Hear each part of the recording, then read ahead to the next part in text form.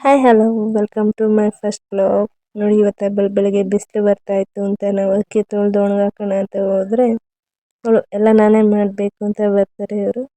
ಅಷ್ಟರಲ್ಲಿ ನಮ್ಮ ಮನೆಯವ್ರು ಫೋನ್ ಮಾಡಿದ್ರು, ನಾವು ತೋಟದ ಹತ್ರ ಕೆಲಸ ಮಾಡ್ತಾ ಇದ್ದೀವಿ ಅಂತ. ಅಷ್ಟರೊಳಗೆ ನಾನು ಅಲ್ಲೇ ಹೋಗೋಣ ಅಂತ ಹೋದ್ರೆ ನೋಡಿ ಅವ್ರ ಶತೆ ಹೊಡಿತಾ ಇದ್ರು ತೋಟದಲ್ಲಿ. ಸಡನ್ನಾಗಿ ಹಾವು ಕಂಡಿದೆ. ಯಾರೇ ಆದ್ರೂ ಅಷ್ಟೇ ತೋಟದಲ್ಲಿ ಕೆಲಸ ಮಾಡೋರು ಹುಷಾರಾಗಿ ನೋಡ್ಕೊಂಡು ಕೆಲಸ ಮಾಡಬೇಕು. ಒಂಚೂರು ಮಾಡಿದ್ರು ಜೀವಕ್ಕೆ ಅಪಾಯ ಇರುತ್ತೆ ಅಲ್ವಾ. ಇದು ಯಾವ ಥರ ಹಾವು ಅಂತ ಗೊತ್ತಿಲ್ಲ. ನಿಮ್ಗೇನಾದ್ರು ಗೊತ್ತಿದ್ರೆ ಪ್ಲೀಸ್ ಕಮೆಂಟ್ ಮಾಡಿ. ಹಾಗೆ ನಾನು ಮನೆಗೆ ವಾಪಸ್ ಬಂದು ಅಡುಗೆ ಎಲ್ಲ ಮುಗಿಸ್ಕೊಂಡು ನನಗೆ ಸ್ವಲ್ಪ ನಾನು ಟೈಲರಿಂಗ್ ಕ್ಲಾಸ್ಗೆ ಹೋಗ್ಬೇಕಾಗಿತ್ತು. ಅದಕ್ಕೆ ಬೇಗ ಬೇಗ ಎಲ್ಲ ಅಡುಗೆ ಮುಗಿಸ್ಕೊಂಡು ಟೈಲರಿಂಗ್ ಕ್ಲಾಸ್ಗೆ ಹೋಗೋಣ ಅಂತ ಬಸ್ಸಿಗೆ ವೆಯ್ಟ್ ಮಾಡ್ತಾ ಇದ್ದೆ. ಎಷ್ಟೊತ್ತಾದ್ರೂ ಬಸ್ಸೇ ಬರಲಿಲ್ಲ. ಅಲ್ಲಿಂದ ಹೋಗಿ ನನಗೆ ಸ್ವಲ್ಪ ಇವತ್ತು ಕಟಿಂಗ್ ಇತ್ತು, ಬ್ಲೌಸ್ ಕಟಿಂಗ್. ನನಗೆ ಅವ್ರ ಬ್ಲೌಸ್ ಕಟಿಂಗ್ ಎಲ್ಲ ಇಳಿಸ್ಕೊಂಡು ಸ್ವಲ್ಪ ಸ್ಟಿಚಿಂಗ್ ಎಲ್ಲ ಇತ್ತು. ಅಂದರೆ ಇವತ್ತು ಅವ್ರು ಕಟಿಂಗ್ ಹೇಳ್ಕೊಡ್ತಿದ್ದಾರೆ. ನಾವು ಕಟಿಂಗ್ ಎಲ್ಲ ಕಲ್ತ್ಕೊಂಡು ಅದಾದಮೇಲೆ ಸ್ಟಿಚಿಂಗ್ ಮಾಡಬೇಕು. ಅವರು ನಿಧಾನಕ್ಕೆ ಸ್ಟೆಪ್ ಬೈ ಸ್ಟೆಪ್ ಹೇಳ್ಕೊಡ್ತಿದ್ದಾರೆ. ಇದೊಂಥರ ಸ್ವಲ್ಪ ಈಸಿ ಕಟಿಂಗ್ ಹೇಳ್ಕೊಡ್ತಿದ್ದಾರೆ. ಈಸಿ ಮೆಥಡ್ ಇದೆ, ಆರಾಮಾಗಿ ಕಲಿಬೋದು, ಬೇಗ ಕಲಿಬೋದು. ನಾನು ಇವಾಗ ಸ್ವಲ್ಪ 1 ಮಂತಿಂದ ಹೋಗ್ತಾ ಇದ್ದೀವಿ ಕಲಿಯೋದಕ್ಕೆ. ನಮ್ಮ ಮನೆ ನಾವು ಸ್ಟಿಚ್ ಮಾಡಿಕೊಂಡ್ರು ಸಾಕು, ಅದಕ್ಕೋಸ್ಕರ ನಾವು ಹೋಗ್ತಾ ಇದ್ದೀನಿ. ಏನಾರ ಒಂದು ಮಾಡಬೇಕಲ್ಲ, ಮನೇಲಿ ಇದ್ದು ಇರೋಕ್ಕಾಗಲ್ಲ.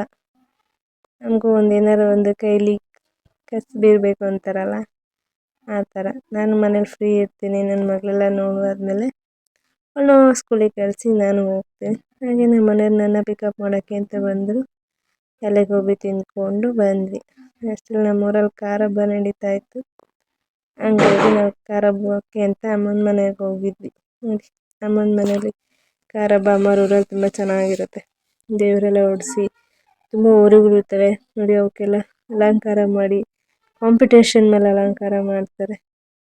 ನೋಡೋಕ್ಕೆ ಒಂಥರ ಚೆಂದ ಅದು.